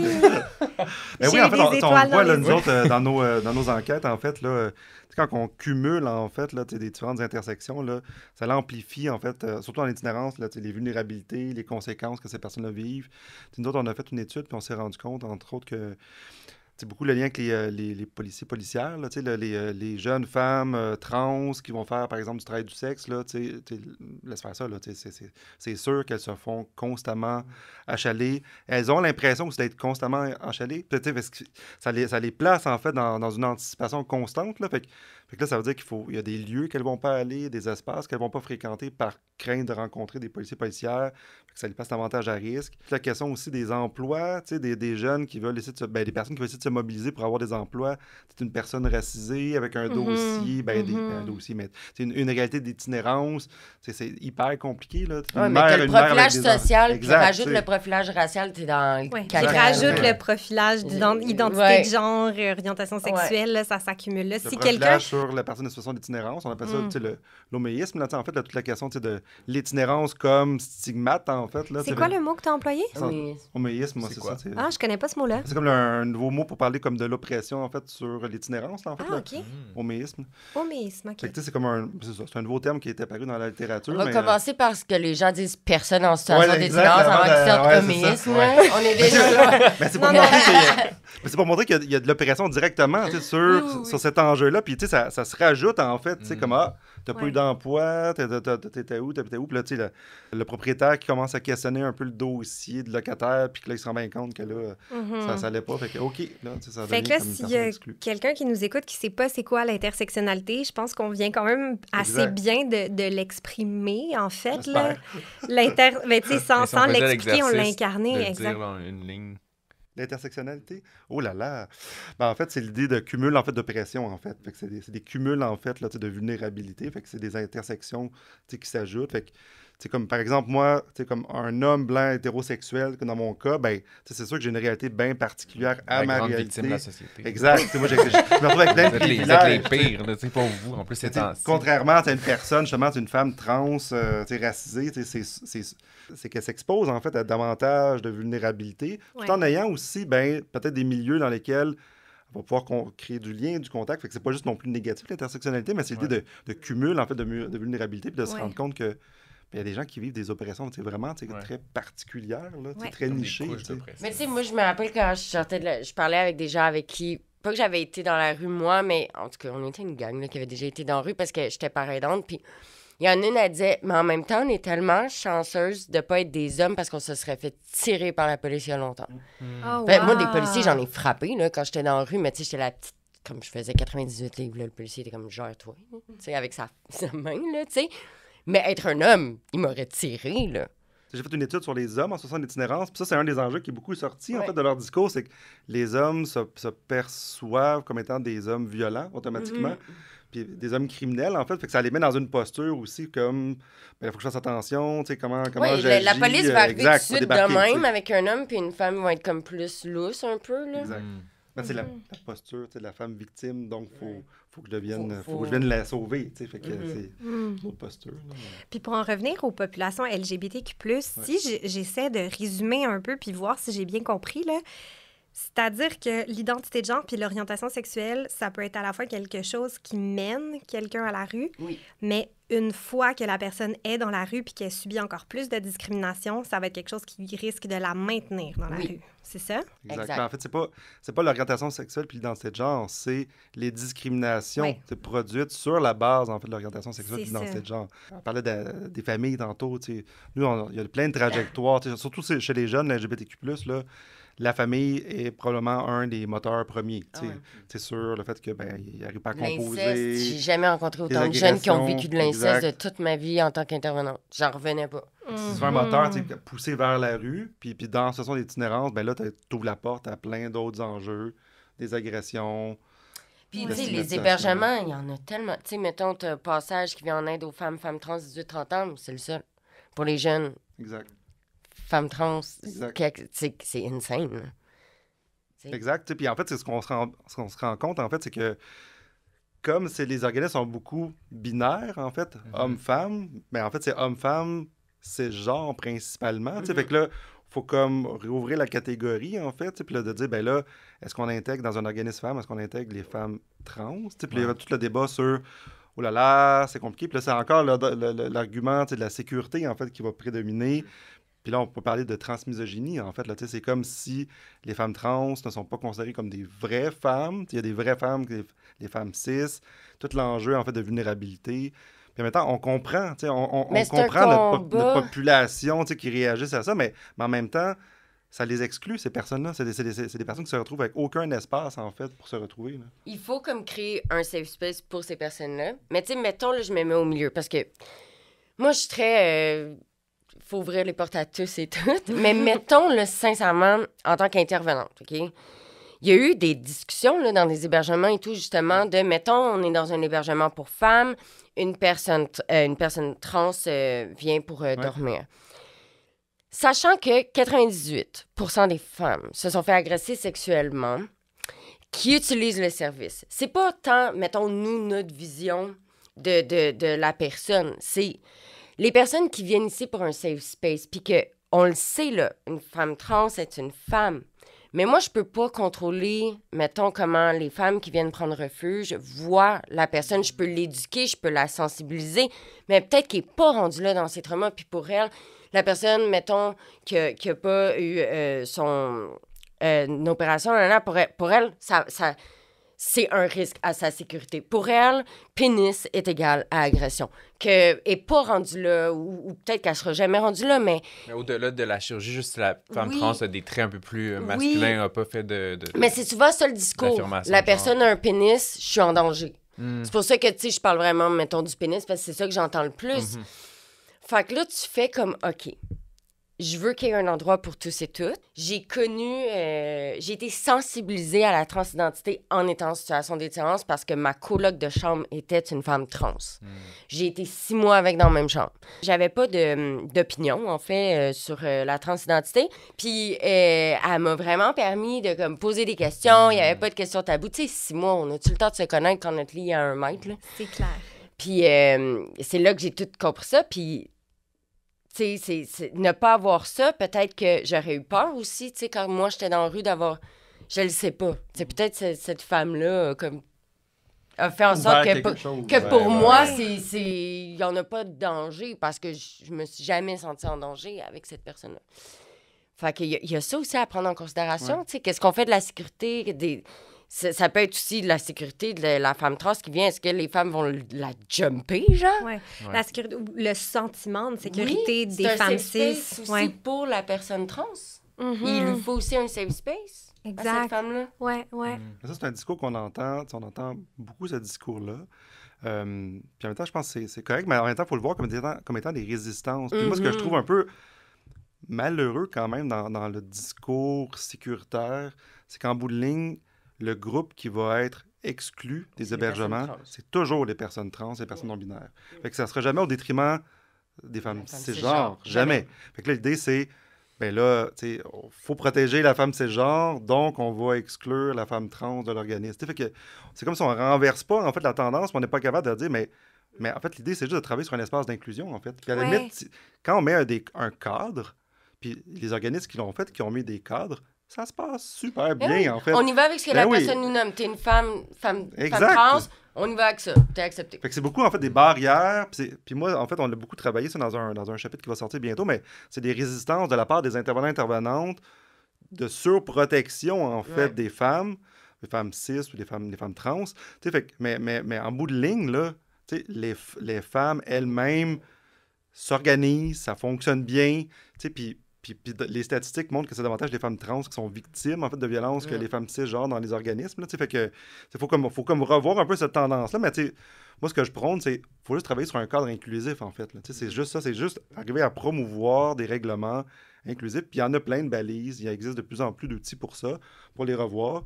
C'est sûr que ça nous demande de changer de la donne, parce que quand ça fait 30, 40, 50 ans que ton organisme est comme créé autour du sentiment de sécurité, c'est le changement fait peur. Mais oui, j'avais des organismes, là, c'est ça. Des fois, juste c'est lent, la lenteur. Plus institutionnalisé, comme les CLSC, où tu demandes la permission pour mettre un poster. J'aimerais, pour terminer, qu'on revienne à la sexualité après l'itinérance. Donc, Annie, tu l'as un peu vécu, sortir de la rue et retrouver un toit, une intimité. C'est comment de réapprivoiser la sexualité après l'itinérance. Mais j'y travaille encore. Ben, tu sais, moi, mettons, quand j'étais dans la rue, j'en avais comme pas. J'étais occupée à survivre, sincèrement. Puis si j'en avais, c'était par survie. C'était de l'échange. Tu sais, fait moi, ça m'a traumatisée, là. Je veux dire, c'est comme ça. Mais, tu sais, aujourd'hui, ça va vraiment mieux, là. Ça fait longtemps. Puis, tu sais, j'ai eu des partenaires, mais toujours de confiance. Moi, il faut que je fasse confiance. Puis, c'est le deal que je me suis fait. Je suis à l'aise avec ça, mais avec une personne de confiance. Puis, je pense que ça va être ça pendant longtemps. En fait, moi, je ne l'ai pas beaucoup vu ça dans mes travaux. Puis, on n'a pas beaucoup j'ai pas beaucoup travaillé la question de la sortie, en fait, de l'itinérance.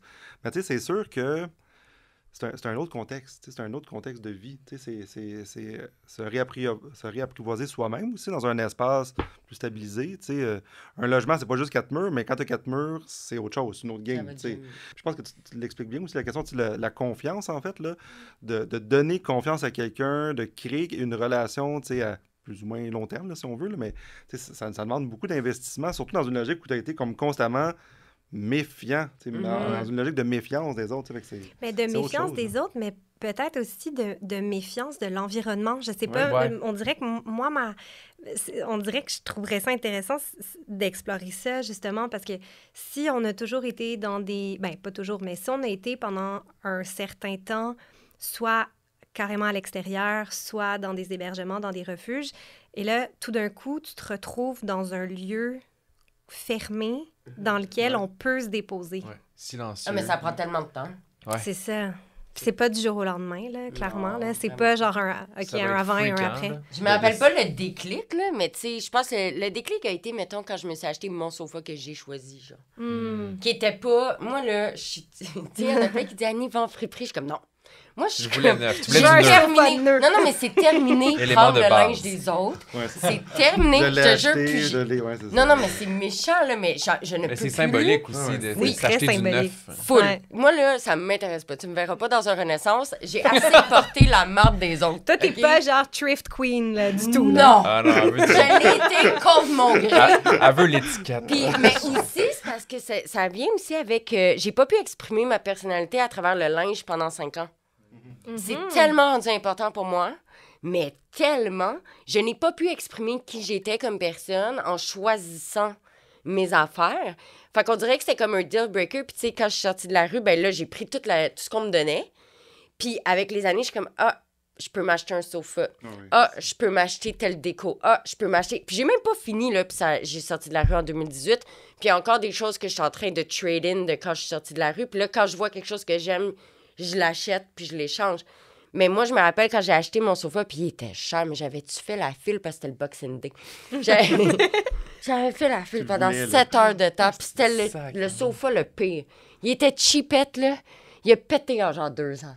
Même pas 2 ans. Mais je me rappelle juste être tellement fière, puis mon père était comme, voyons, là, comment ça, t'as mis ton argent dans un sofa? T'en avais un donné par le gouvernement? Je suis comme, non, mais c'est le mien. Puis on dirait que les gens comprennent pas cet aspect-là. Genre, je l'ai choisi Mais c'est à mais c'est moi. aussi ça, un chez-soi. Tu sais. Oui. Un chez-soi, c'est un sentiment d'appartenance. Ouais. On l'a investi, tu sais, Mhm. que ce soit un logement, que ce soit une location, propriétaire, peu importe, mais on l'a investi, puis tu veux faire des choix sensés pour toi. Je suis zéro T'appartiens, écologique, mais là. c'est- Moi, je suis On comprend, c'est correct. YOLO.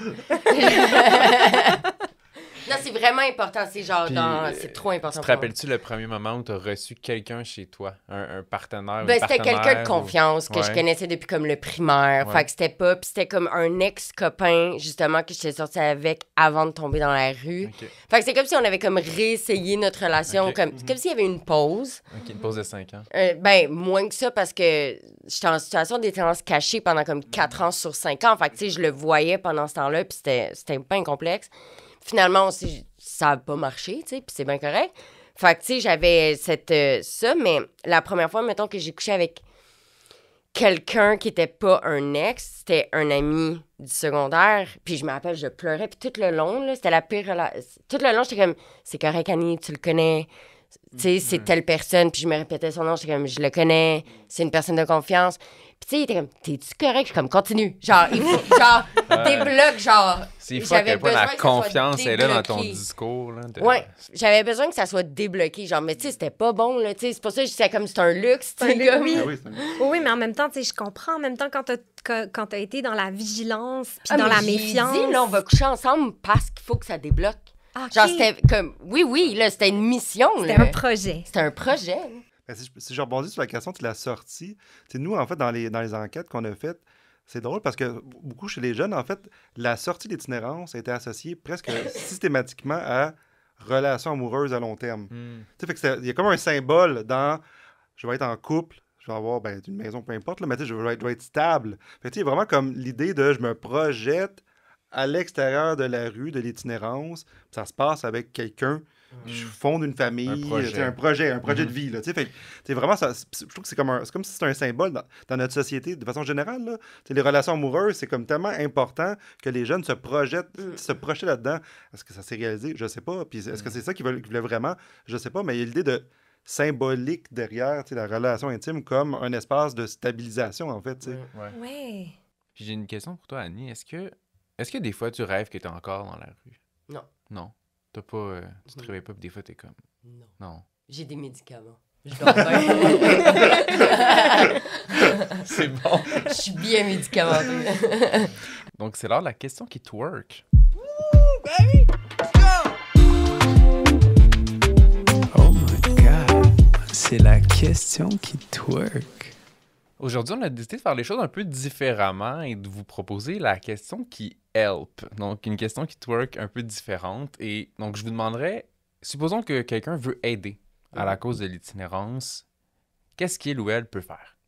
Ben, c'est tellement large, tu sais, ça peut partir littéralement de distribuer des lunchs parce que ça déload les intervenants de répondre à ce besoin-là. Comme ça peut être d'aller, tu sais, aujourd'hui même, j'ai fait une vidéo, j'ai dit allez à votre arrondissement puis demandez combien ça a coûté en démantèlement cette année.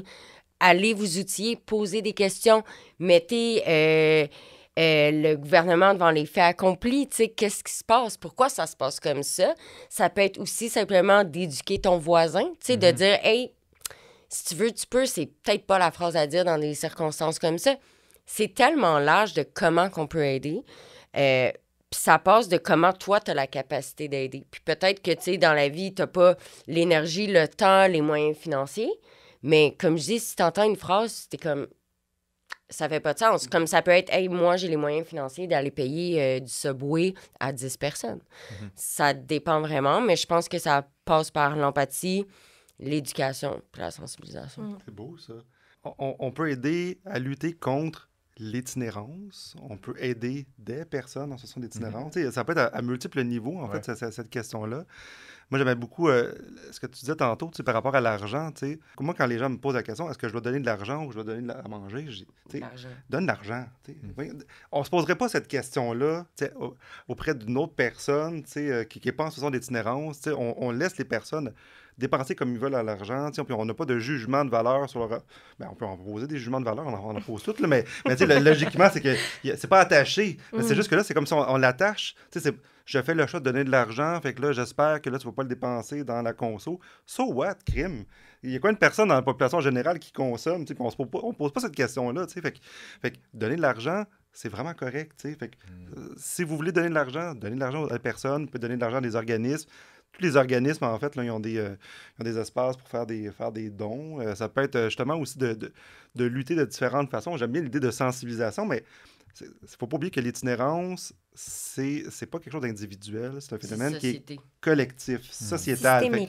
Systémique. Fait que faites de la représentation auprès de vos députés, de vos conseillers municipaux, essayez de revoir les choses. Il y a plein de façons de faire du bénévolat dans des organismes. Les organismes sont toujours assez ouverts. Ben, ça dépend desquels, mais ils sont toujours assez ouverts pour accueillir de ta capacité, des bénévoles. Exact. Puis, je trouve déjà de juste faire un pas de côté puis de réfléchir différemment à l'itinérance puis de reconnaître que c'est des personnes. Les personnes en situation d'itinérance, c'est pas comme Ils sont pas encore rendus. Non, mais tu sais, déjà ça, là, je pense que ça nous aiderait collectivement si tout le monde prend conscience que les personnes en situation d'itinérance, ce sont des vraies personnes. Des personnes dans notre société qui se retrouvent dans un contexte particulier. Mais déjà, juste faire ce petit regard-là sur soi, là, je pense que ça va déjà aider. Bien, juste le terme de ne pas dire itinérant, mais de dire personne en situation d'itinérance, juste le fait de s'arrêter 2 secondes puis de réfléchir à ce terme, à un terme plutôt qu'un autre, c'est déjà un petit début de réflexion, peut-être. Et merci infiniment, vous deux. On a cogné à votre porte, toc, toc, toc, et vous avez répondu. Ding dong. Merci. Ding dong. Ding dong. Merci beaucoup. Merci beaucoup. À quoi tu jouis est une production du Club Sexiu. À la réalisation et à l'animation, Justin Roy et Laïma Abouraja-Gérald. Nos invités étaient Annie Archambault et Philippe Benoît-Côté. Chargé de projet, Anne-Marie Soucy. Gabrielle Vigneault-Gendron a fait le montage et le mixage. La musique originale est signée Mike Clé. Un grand merci à Geneviève Bergeron pour sa vision. Au son, Paloma Daris-Bécotte. À la direction artistique, à l'éclairage et à la captation vidéo, Samuel Barriot. Merci à Malinki pour l'équipement d'éclairage. Un merci tout spécial à Feu Éco, des bougies de soya faites au Québec, de rendre cette saison 5 possible.